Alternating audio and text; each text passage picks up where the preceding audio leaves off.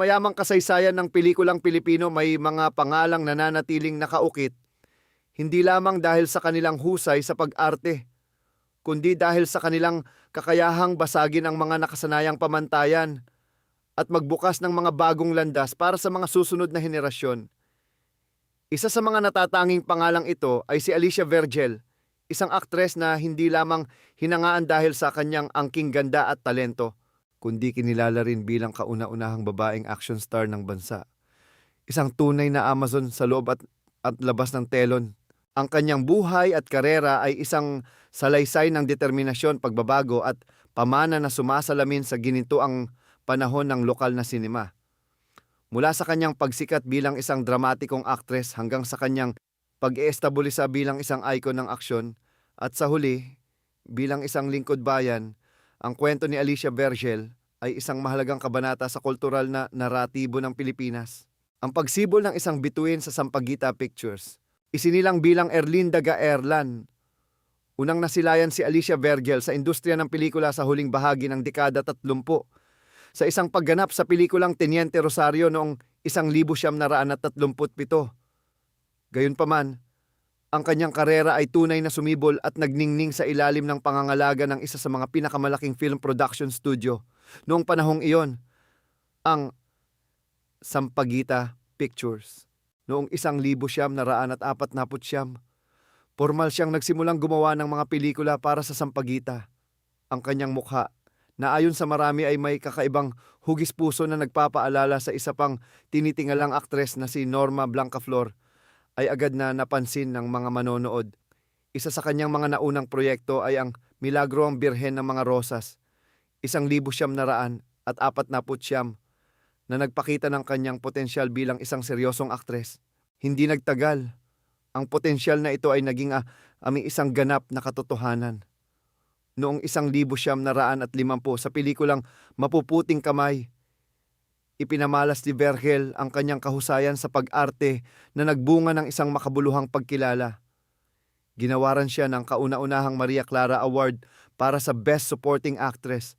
Ang parangal na ito ay isang maagang testamento sa kanyang talento at isang hudyat ng mas marami pang tagumpay na darating. Sa sumunod na taon, 1951, gumanap siya sa isa sa mga pinakatumatak na pelikula ng kanyang karera, ang epikong Bernardo Carpio. Dito, nakatambal niya ang aktor na si Cesar Ramirez, na kalaunan ay magiging kanyang kabiyak sa tunay na buhay. Ang Bernardo Carpio ay hindi lamang isang malaking tagumpay sa takilya. Ito rin ang nagpakilala sa isang bagong mukha ni Alicia Vergel. Sa pelikulang ito, ipinakita niya ang isang antas ng piskalidad at katapangan na hindi karaniwang nakikita sa mga babaeng bida noong panahong iyon. Dito, nagsimulang mahubog ang kanyang imahe bilang isang babaeng hindi natatakot humarap sa mga eksenang nangangailangan ng lakas at aksyon, isang reputasyong magiging pundasyon ng kanyang natatanging legasya. Pag-akyat sa tugatog, mga parangal at di malilimutang pagganap. Ang unang bahagi ng dekada 50 ang naging ginintuang panahon para kay Alicia Vergel. Sunod-sunod ang kanyang mga proyektong nagpakita ng kanyang versatility bilang isang aktres na kayang gampanan ang iba't ibang uri ng papel. Mula sa madamdaming drama hanggang sa matitinding eksena ng aksyon, ang taong 1952 ay maituturing na isa sa mga pinakamahalagang yugto sa kanyang karera. Sa taong ito, ginampanan niya ang pangunahing papel sa pelikulang Basahang Ginto. Ang kanyang makapangyarihan at madamdaming pagganap sa nasabing pelikula ay nagbigay daan sa isa sa pinakamataas na pagkilala sa industriya. Sa kauna-unahang paggawad ng parangal ng Filipino Academy of Movie Arts and Sciences, FAMAS, si Alicia Vergel ang itinanghal na Best Actress. Ang tagumpay na ito ay hindi lamang personal na karangalan para sa kanya. Ito ay isang makasaysayang sandali. Siya ang kauna-unahang aktres mula sa Sampaguita Pictures na nagkamit ng naturang prestihiyosong gantimpala na lalong nagpatibay sa kanyang estado bilang isang pangunahing bituin sa industriya. Ang kanyang pagkapanalo ay nagpatunay na ang kanyang talento ay kinikilala hindi lamang ng publiko kundi pati na rin ng kanyang mga kasamahan sa propesyon. Bukod sa Basahang Ginto, Ilan pa sa kanyang mga tanyag na pelikula noong 1952 ay ang Madam X at Hiram na Mukha na parehong nagpakita ng kanyang kakayahang magdala ng isang pelikula bilang pangunahing bituin. Ang kanyang kasikatan ay nagpatuloy sa mga sumunod na taon sa mga pelikulang tulad ng Diwani, 1953, at Anak ng Kidlat, 1954. Noong 1955, naging napakaproduktibo ng kanyang taon sa paglabas ng mga pelikulang artista, Balisong, Lupang Kayumanggi at Mambo Jambo. Ang mga proyektong ito ay nagpakita ng kanyang malawak na saklaw bilang aktres, mula sa mga kwentong panlipunan hanggang sa mga magagaang na komedya at musikal. Patunay na hindi siya nakakahon sa iisang genre lamang.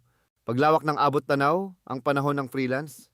Matapos ang halos isang dekada ng matagumpay na panunungkulan bilang isa sa mga reyna ng Sampaguita Pictures, nagpasya si Alicia Vergel na tahakin ang landas ng pagiging isang freelance artist. Ang desisyong ito ay nagbigay sa kanya ng kalayaang makatrabaho ang iba't ibang production companies at makasama ang mas malawak na hanay ng mga talento sa industriya. Sa yugtong ito ng kanyang karera, gumawa siya ng mga pelikula sa ilalim ng mga kumpanyang tulad ng Premier Productions, People's Pictures at Everlasting Pictures. Dalawa sa kanyang mga kilalang proyekto sa panahong ito ay ang Anak ng Lasenga at Kadenang Putik. Sa mga pelikulang ito, nagkaroon siya ng pagkakataong makatrabaho ang ilan sa mga pinakamalalaking pangalan sa showbiz, kabilang sina Lita Gutierrez, Edna Luna, Lupito, Efren Reyes, Leonor Vergara, Bob Soler, Ronald Remy, Lily Marquez at Tessie Quintana. Ang kanyang pagiging freelance artist ay nagbigay daan din upang makatrabaho niya ang ilan sa mga pinakamahuhusay na direktor ng kanyang panahon.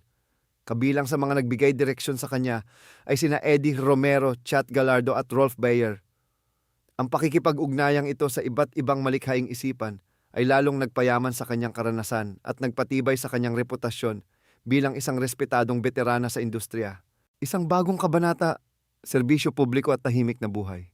Sa pagpasok ng kalagitnaan ng dekada 60 hanggang sa dekada 70, unti-unting binawasan ni Alicia Vergel ang kanyang paglabas sa mga pelikula.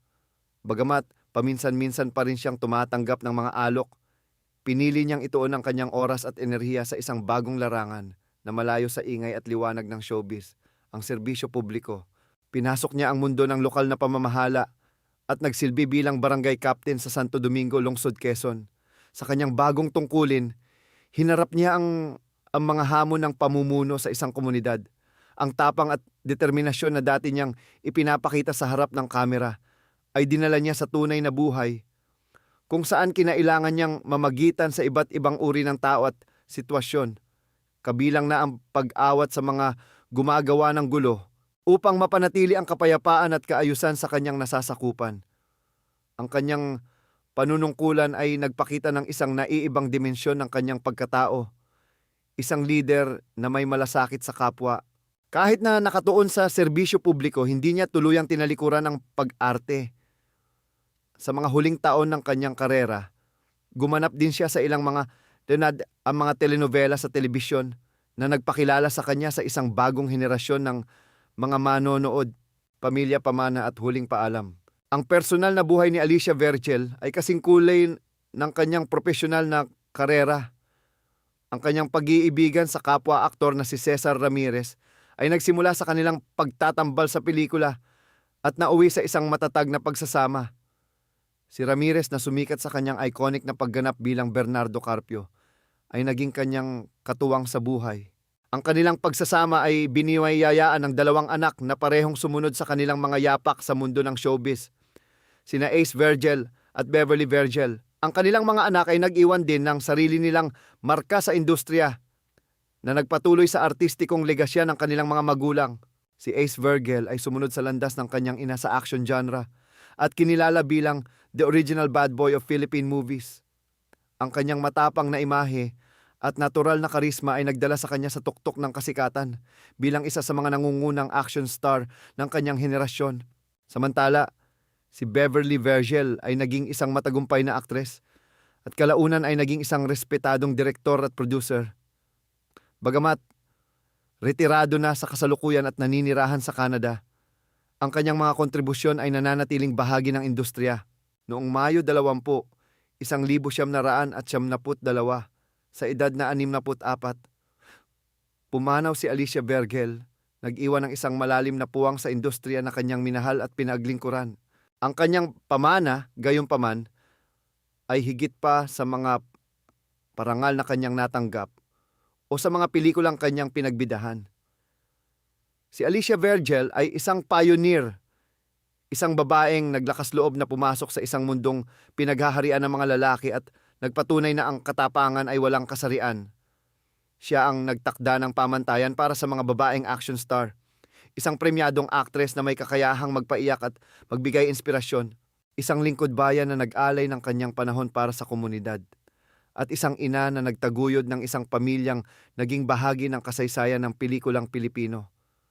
Ang kanyang buhay ay isang patunay na ang isang tunay na bituin ay hindi lamang nagniningning sa liwanag ng kamera, kundi pati na rin sa lakas ng karakter at sa legasiyang iniiwan nito sa puso ng mga tao.